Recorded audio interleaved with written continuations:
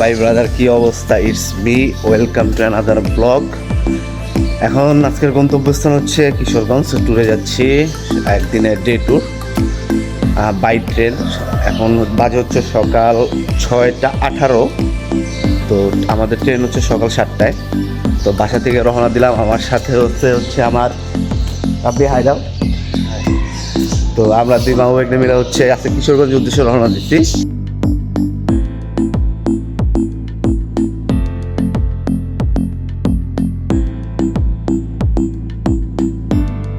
Hello ভাই brother, কি অবস্থা? আছে হচ্ছে কমলাপুর। আমাদের স্টপেজে হচ্ছে কিশোরগঞ্জে আজকে সিঙ্গেল ডে ট্যুরে যাচ্ছি।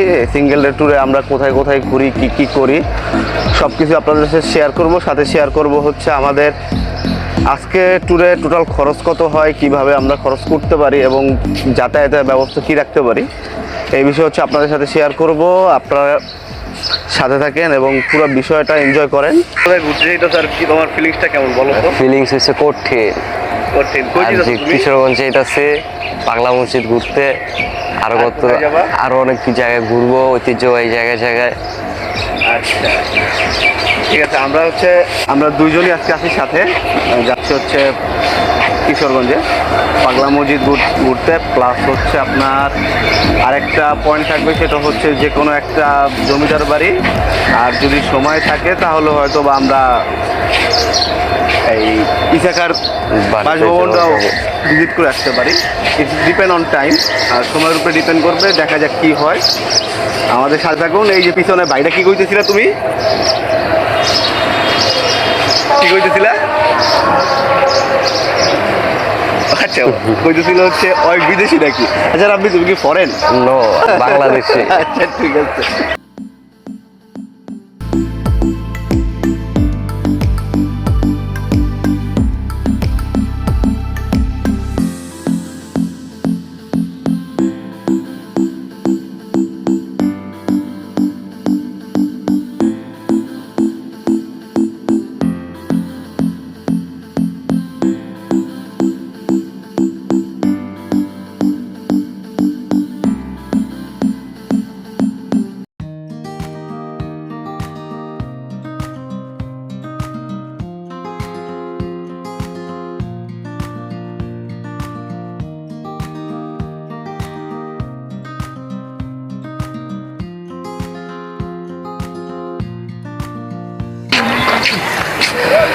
হ্যালো, কী অবস্থা? আশা করি সবাই ভালো আছেন। আমরা দেখতে দেখতে কিশোরগঞ্জে চলে আসছি। এখন আছি হচ্ছে কিশোরগঞ্জ রেল স্টেশনে। তো আমাদের ট্রেন 7টা15-তে, তো ট্রেন লেট করার পর 7টা30-এ ট্রেন ছাড়লো। আমাদের পৌঁছতে প্রায় 12:30 বেজে গেছে। তো এখন হচ্ছে মাধব বাবুর জমিদার বাড়ি, যেটা গঙ্গাটিয়া জমিদার বাড়ি নামে পরিচিত, খুব পরিচিত। তো আমাদের প্ল্যান কোথায় রবি? আচ্ছা, মাধব বাবুর জমিদার বাড়ি, যেটা গঙ্গাটিয়া জমিদার বাড়ি নামে পরিচিত। চলেন যেতে যেতে আপনাদের সাথে কথা হোক। হ্যালো ভাই ব্রাদার, কি অবস্থা? আপনারা আছেন পুরাই লস প্রজেক্টে, যেখানে লাভ কম লস বেশি। তো ওই লসের রিকভার করতে আসছি হচ্ছে আজকে আমরা কিশোরগঞ্জে পাগলা মসজিদে, যেখানে ঐতিহ্য এবং সংস্কৃতির দুটাই সংমিশ্রণ আছে। এইখানে কোনো পাগল টাগল নাই ভাই, এইভাবে আপনি চিন্তা ভাবনা করেন না। কিন্তু এখানে দানের অ্যামাউন্ট যদি শুনেন, এইখানে ডোনেশনের অ্যামাউন্ট যদি আপনি শুনতে চান, তাহলে ভাই আপনি লিটারেলি পাগল হয়ে যাবেন। কারণ এখানে এত পরিমাণ টাকা উঠে। বাৎসরিক যখন হচ্ছে আপনার দান বাক্সগুলো ওপেন করা হয়, তখন হচ্ছে দেখা যায় যে কোটি টাকার নিচে এখানে অ্যামাউন্ট থাকে না, সর্বনিম্ন কোটি টাকা থাকে। তো ওই ঐতিহ্য এবং সংস্কৃতি জানার জন্যই হচ্ছে আমরা আসছি এখানে। তো আপনারা আমার সাথে থাকুন, পুরো ভিডিও আপনাদের দিব এবং কোথায় কোথায় এই পাগলা মসজিদের সাথে আরও কোথায় কোথায় আমরা যাচ্ছি, পুরো বিষয়টা আপনাদের শেয়ার করবো। এবং শেয়ার করব সিঙ্গেল একটা দিনে এসে আপনি কিশোরগঞ্জে কী কী ঐতিহ্য দেখতে পারেন, কি কত টাকার মধ্যে আপনি এই কিশোরগঞ্জে সর্বনিম্ন কত টাকার মধ্যে হচ্ছে আপনার ট্যুর কমপ্লিট করতে পারেন। এই সম্পূর্ণ গাইডলাইনটা আপনাদের সাথে শেয়ার করব। ধন্যবাদ। এখন আপনাদের সাথে পাগলা মসজিদের একটু ইতিহাস সম্পর্কে আলোচনা করি। পাগলা মসজিদটি হচ্ছে কিশোরগঞ্জ জেলায় হারোয়া এলাকাতে অবস্থিত। এটা শুধু একটা মসজিদ নয়, এটি বাংলাদেশের অন্যতম একটা আলোচিত দান কেন্দ্র। দেশে বিভিন্ন জেলা থেকে মানুষ এখানে এসে মানত করে এবং দোয়া এবং দান খয়রাত করে। পাগলা মসজিদের ইতিহাস নিয়ে বিভিন্ন মত রয়েছে। ধারণা করা হয় 19 শতাব্দীর প্রথম দিকে এই মসজিদটি ছোট আকারে ছিল। লোকমুখে প্রচলিত হওয়ার পর এবং আধ্যাত্মিক সাধকে এখানে ইবাদত করত, তাকে অনেকে পাগল বলে ডাকতেন। সেই থেকে এই জায়গাটির নাম পাগলা মসজিদ। পরবর্তীতে মসজিদটি বহুবার সংস্কার এবং সম্প্রসারণ করা হয়। বর্তমানে এটি বড় একটি দৃষ্টিনন্দন স্থাপনা। এই মসজিদ সবচেয়ে বেশি আলোচনা যে কারণে এসেছে সেটা হচ্ছে এটা দান বাক্সের কারণে। বছরে কয়েকবার এই দান বাক্স খোলা হয়, আর যখনই এই দান বাক্স খোলা হয় তখন এখানে প্রশাসন, ব্যাংক কর্মকর্তা, আইন শৃঙ্খলা বাহিনী উপস্থিত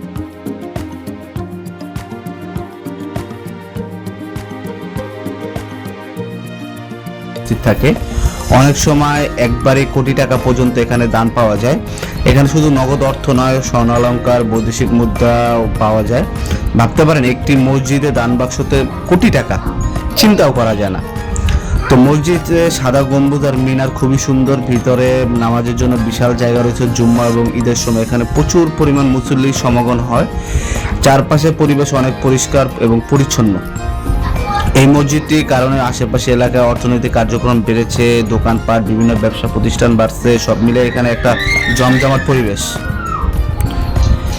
একটা বিষয় বুঝলাম, মানুষ যখন বিশ্বাস করে তখন শুধু টাকা দানই করে না, এটা আশা এবং ভরসার প্রতীক হয়ে দাঁড়ায়। এই হচ্ছিল আমাদের পাগলা মসজিদ নিয়ে বিস্তর আলোচনা। তো ভাই ব্রাদার, আজকের মতো বিস্তর আলোচনা এখানে শেষ করতেছি।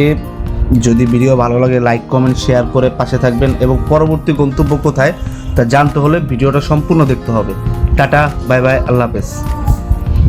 হচ্ছে 2:30 আমাদের পাগলা মসজিদ ভিজিট করা শেষ। তো এখন যাচ্ছে হচ্ছে গঙ্গাটিয়া জমিদার বাড়ি বা মাধব বাবুর জমিদার বাড়ি যাকে বলে, ওইখানে সংস্কৃতি এবং ঐতিহ্যটা আপনাদের তুলে ধরবো এখন, এবং পুরা গঙ্গাটিয়া জমিদার বাড়ির ওভারভিউটা আপনাদের সাথে শেয়ার করব, যাতে করে আপনারা খুব সহজেই ঢাকার নিকটবর্তী একটা জেলা কিশোরগঞ্জ এসে একদিনের ভিতরে হচ্ছে ঘুরে যেতে পারেন। তো ঠিক আছে, সাথে থাকেন।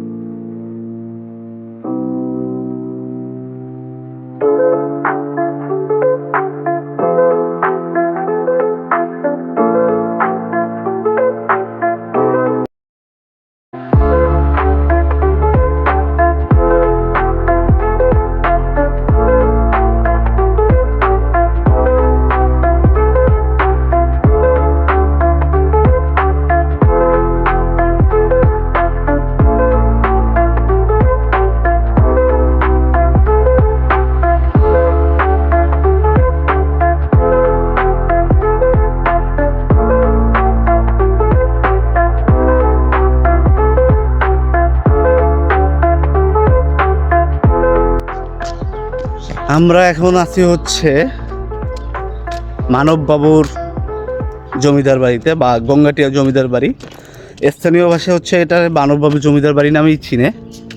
আপনাদের পুরো জিনিসটা আজকে হচ্ছে ভিজিট করে দেখাবো এবং এটার ঐতিহ্য সম্পর্কে আপনাদের ধারণা দিব।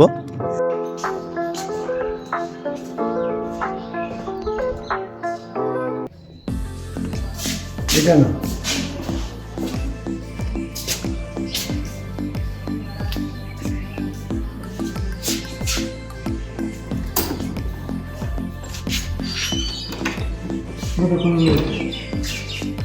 এটা হচ্ছে মূল বৈঠকখানা।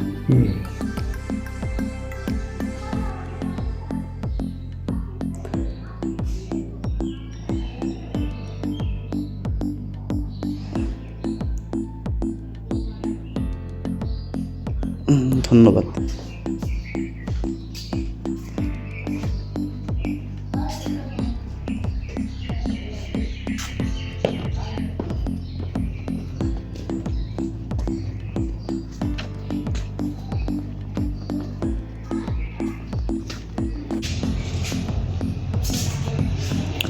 এটা কি? এটাও কি বৈঠকখানা? এটা মানে বিশেষ অতিথি যখন আসে তখন হচ্ছে এখানে বসতে দেওয়া হয়।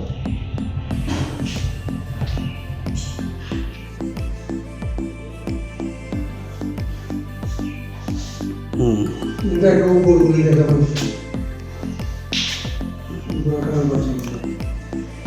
এগুলো তো সব কি যেন আর্ট বলে? আট প্রকার ইয়ে করে সিমেন্টের কাজ করে। ও আচ্ছা আচ্ছা। উপরটাও উপর যা সেটাও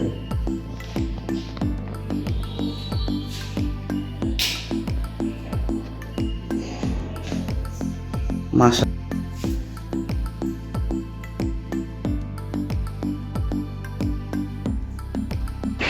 হ্যালো ভাই ব্রাদার, আপনারা আছেন পুরাই লস প্রজেক্টের সাথে, যেখানে লাভ কম লস বেশি। এখন আমি দাঁড়িয়ে আছি হচ্ছে গঙ্গাটিয়া জমিদার বাড়ি। এখানে স্থানীয় নাম হিসাবে এখানে চিনে হচ্ছে সবাই মানববাবুর জমিদার বাড়ি। এই জমিদার বাড়ি প্রায় 200 বছরের পুরাতন একটা ইতিহাস আছে। একসময় এখানে থেকে হচ্ছে কৃষকদের কাছ থেকে খাজনা আদায় করা হতো এবং পরক্ষণে ওই খাজনার টাকা হচ্ছে আপনার ব্রিটিশদের কাছে হস্তান্তর করা হতো। এটা কি চিন্তা করা যায়? এক সময় এই বাড়ির উঠানে বা এই বাড়ির ভিতরে হচ্ছে মানুষের সভা বসতো, এই বারান্দা দিয়ে জমিদাররা হাঁটাচলা করত। তাদের কি গৌরবময় জীবন ছিল, তাদের অর্থ কষ্ট ছিল না, তারা এলাকার একটা অন্যরকম রাজকীয়ভাবে ওরা চলাফেরা করতো। আজকে দিন শেষে দেখেন 1950 সালে যখন পাকিস্তান পিরিয়ডে তার প্রথাটা উঠাই নেওয়া হয়, তারপর থেকে হচ্ছে তাদের এই যে স্থাপনা এবং তাদের আচার ঐতিহ্য সব কিছু দিনে দিনে হচ্ছে নষ্ট হয়ে গেছে। মানুষের যতই অর্থবিত্ত এবং প্রতিপত্তি এবং টাকা পয়সা থাকুক না কেন, একটা টাইম সার্টেন পিরিয়ড পর ঠিক আছে মানুষ এগুলো কিছুই কাজে লাগে না। আজকে মানববাবুর সম্পর্কে যতটুকু জানতে পারছি সেটা হচ্ছে মানববাবু কোনো ছেলে মেয়ে নাই। ওনার ওয়াইফ রিসেন্টলি মারা গেছে, রিসেন্টলি বলতে কত বছর মনে হয় মারা গেছে।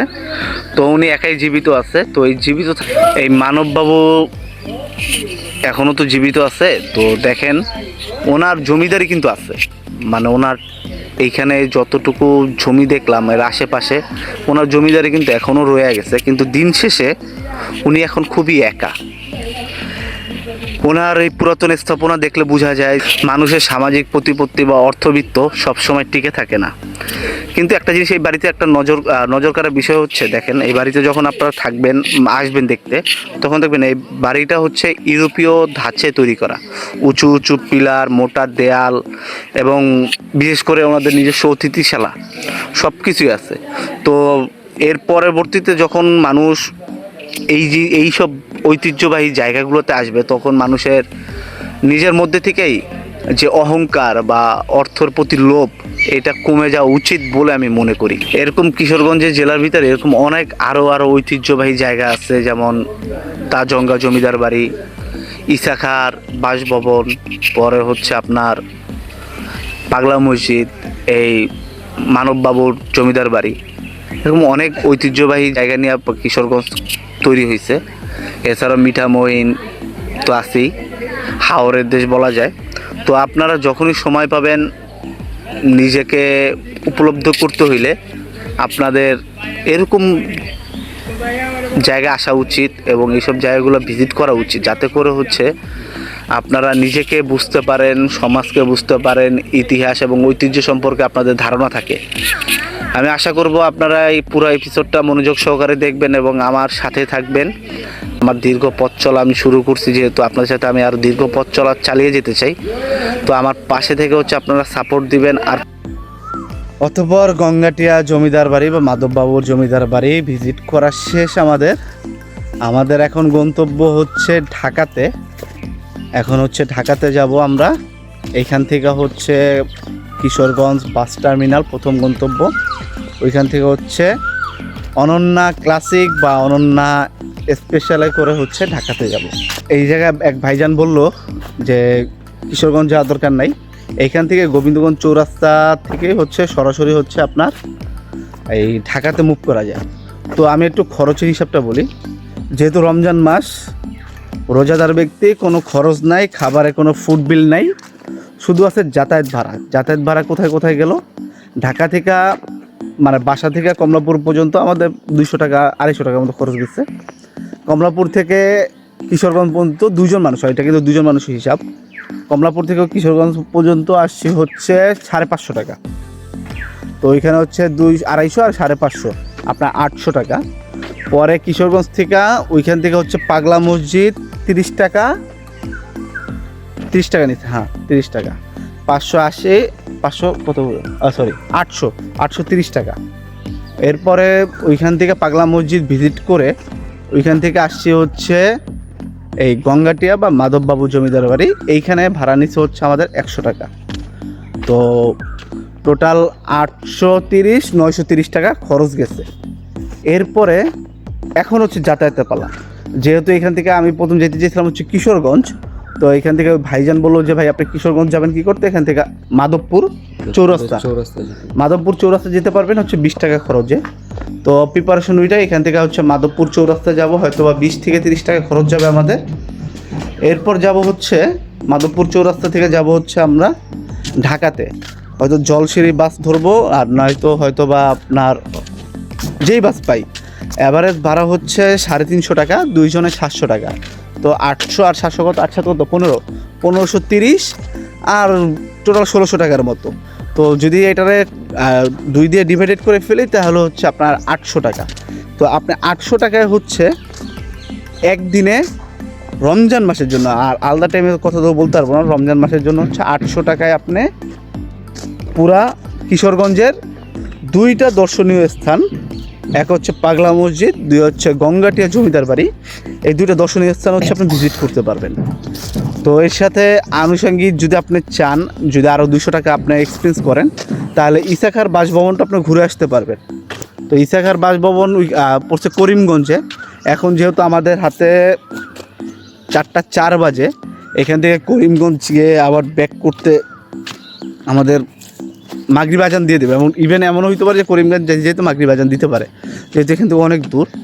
তো সেহেতু আপনি যদি সকাল সকাল আসেন, যেমন আমাদের ট্রেন তো আজকে লেট করার কারণে আমরা ইসাখার বাসভবনে যেতে পারি না। যদি আপনারা সকাল সকাল আসেন তাহলে আমি আপনাদের সাজেশন এটাই দেবো যে প্রথমে পাগলা মসজিদ ঘুরবেন। প্রথম পাগলা মসজিদ ঘোরার পরে হচ্ছে ডিরেক্টলি চলে যাবেন হচ্ছে করিমগঞ্জে ইসাখার বাসভবন ঘুরে পরে লাস্ট স্টপেজ রাখবেন হচ্ছে এই মানববাবুর জমিদার বাড়ি। তাহলে হচ্ছে এখান থেকে আপনি ইজিলি চৌরাস্তা গিয়ে আপনার জলসিঁড়ি বাস ধরে ঢাকাতে মুভ করতে পারবেন। এটা হচ্ছে সহজ হিসাবে, এখানে আপনার বেশি খরচ যাবে না। আপনি যদি ফুড বিলটা আলাদা করে ফেলেন আপনার সর্বোচ্চ 1000 টাকার মতো খরচ যাবে সিঙ্গেল পারসন। তো এই হচ্ছে আমাদের আজকে টোটাল হিসাব, টোটাল ট্যুর প্ল্যান। তারপরও পুরাতন স্থাপনা পাই, সেগুলোর ভিডিও অবশ্যই আপনারা পাবেন। তো ভিডিও পেতে হলে কি করতে হবে, আমার channel like, share, comment, subscribe সব করতে হবে। রাব্বি কী করতে হবে? চ্যানেল লাইক, সাবস্ক্রাইব, লাইক আর সাবস্ক্রাইব পর্যন্ত সমাপ্ত, কথা কইবার পারে না। তো like, comment, share and subscribe করে অবশ্যই রাখতে হবে। আল্লাহ হাফেজ, টাটা, বাই বাই। দেখা হচ্ছে নেক্সট অন্য কোনো ভিডিওতে, ঐতিহ্যবাহী কোনো স্থাপনাতে, কোনো ইতিহাস নিয়ে আপনাদের সাথে আমি আবার আসছি ভেরি সুন।